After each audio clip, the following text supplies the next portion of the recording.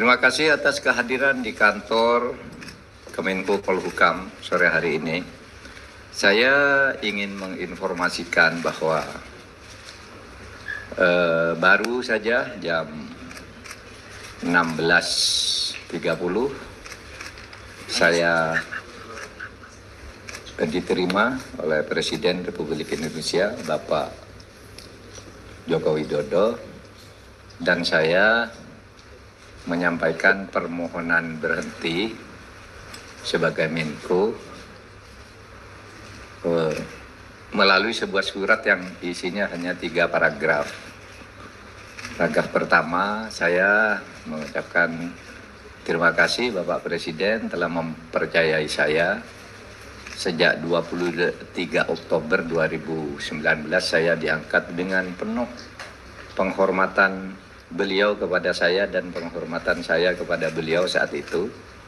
Saya dilantik, lalu beliau menyerahkan kepres sendiri, sebelumnya memberi arahan secara pribadi, dan selama 4 tahun lebih kami bekerja sama dengan baik.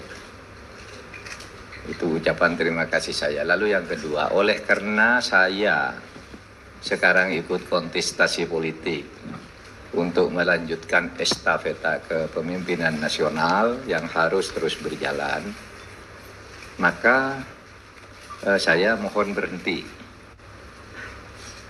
Lalu yang ketiga, Bapak Presiden, saya mohon maaf kalau selama membantu Bapak saya ada kekurangan yang mungkin tidak berkenan di hati Bapak Presiden.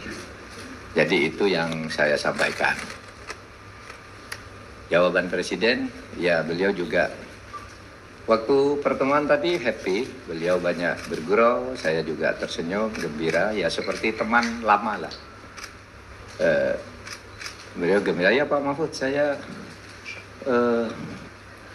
ini terima surat ini dulu, terus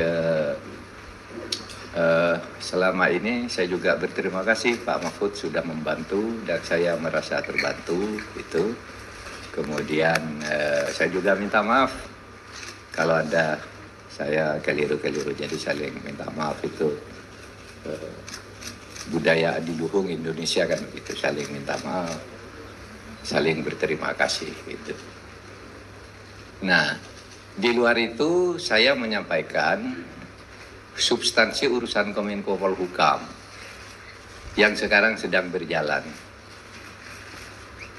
yang rutin-rutin berjalan, dikendalikan oleh 7 kedeputian yang sekarang masih aktif terus bekerja semuanya di bawah koordinasi teknis Bapak Letjen Teguh Pujo Rumokso. Sesmenko sudah mengendalikan jika saya sedang cuti. Nah, semuanya berjalan baik, tapi ada 3 hal saya beri catatan yang perlu dilanjutkan karena ada impres dari Presiden sendiri, yaitu 1 tentang hutang BLBI.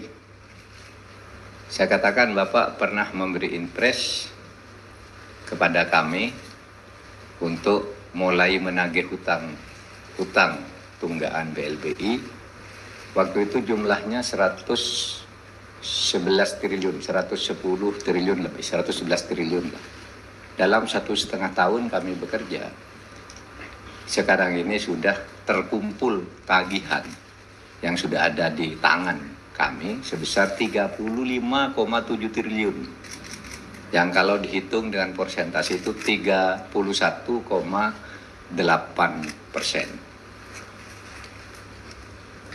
Saya katakan Pak Presiden, ini tagihannya masih ada karena ada yang masih mengelak, ingin tidak membayar, ada yang mau menawar, ini jumlah hutangnya tidak sebegitu dan seterusnya. Saya katakan ini sudah kami tutup, yang sudah membayar ini sudah selesai, yang sisanya tetap harus ditagih Bapak Presiden karena itu berdasar impres. 1 yang disampaikan tentang dana BLBI. Jadi dana BLBI itu harus kita tagih karena itu orang ngeplang itu terhadap uang negara. Kemudian berikutnya yang saya sampaikan tentang penyelesaian HAM berat di masa lalu yang memfokuskan pada sudut korban. Saya katakan penyelesaian HAM, pelanggaran HAM berat masa lalu ada 12, itu secara hukum sangat sulit, itu biar hukumnya berjalan, nanti dibicarakan oleh pemerintah atau Kemenko Polhukam berikutnya. Tapi yang sudah diselesaikan oleh Kemenko Polhukam atas impres juga, yaitu penyelesaian di luar, penyelesaian non-yudisial, yaitu yang khusus untuk korbannya bukan pelakunya.